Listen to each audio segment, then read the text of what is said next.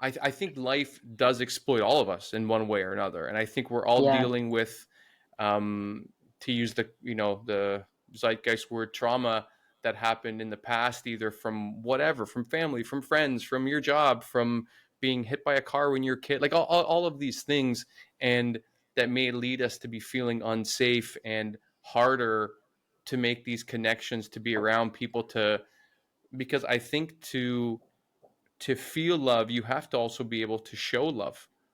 And if you're afraid to show love because it was never properly accepted or reciprocated, then I think it makes it much more difficult, because even people that want to love you, if you don't show them that you love them and that you appreciate them, well, then they don't think that you love them. And then it stops this virtuous cycle, and it becomes kind of unsafe for everyone. And it sucks, because I think yeah, everyone talks about how much fear and pain there is in the world, and of course that's so true, but I think there's also just so much tapped and untapped love. I know it sounds like a Beatles song, or like something from Star Wars, but like there really is so much tapped goodness of the force out there that I think we're not using, because we're so scared that it won't be accepted properly. Like, have you heard any echoes of that in your conversations with men? I think, I mean, you sparked so many thoughts listening to you there. And I think one of the things that's kind of painful about this situation and yet also hopeful is that for me, so much of this is anchored in feelings of loneliness and isolation.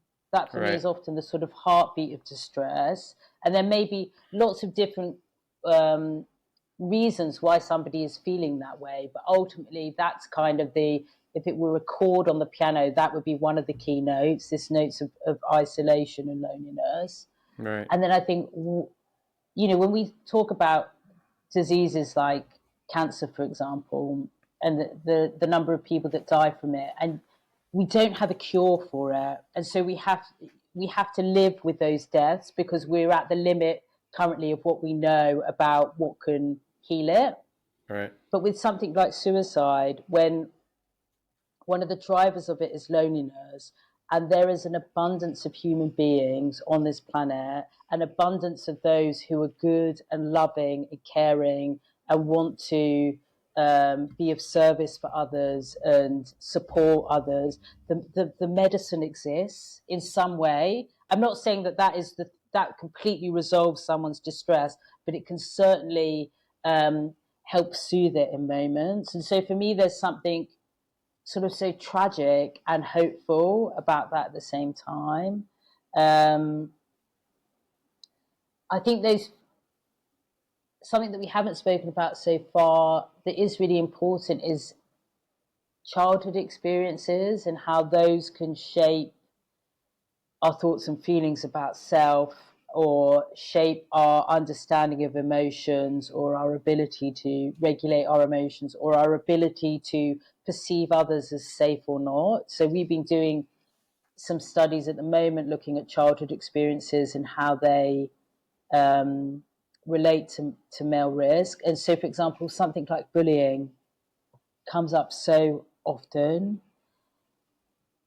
And what bullying does to that young person who's figuring out their sort of sense of safety in the social world, and when the feedback that you're getting overwhelmingly is that that social world is a place of violence or a place of rejection or a place that's going to be shaming of you, Hmm. and that seed of an idea then sits in this emerging developing brain and informs the schema that they then develop around relationships with others, either that they are somebody that's not of value to others or um, you know rejected by others. So much corrosive damage Right. um, can be put into young minds.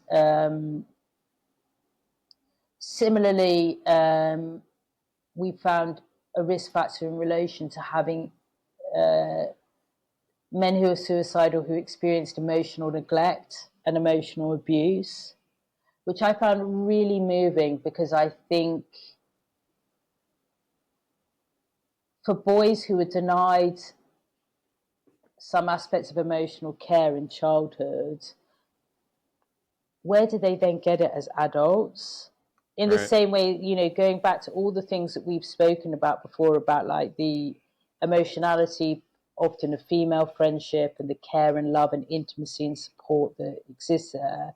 If you're starved of those sort of emotional nutrients as a young boy in the caregiving environment, and then you're socialized as a man to be further starved of them, it's really brutal. And I think that's true in terms Mm. of all kind of different variations of childhood challenges. Like every single one of them seemed to elevate suicide risk, whether it was physical abuse, sexual abuse, emotional, or experiences of bullying. So they all have their place, but these ones seem to be particularly kind of elevated risk. But in general, I think there's something that we really have to acknowledge around the interaction between sort of childhood experiences and these cultural norms of masculinity. So what happens to a young boy exposed to emotional pain during childhood, who's then socialized as a man to deny his pain?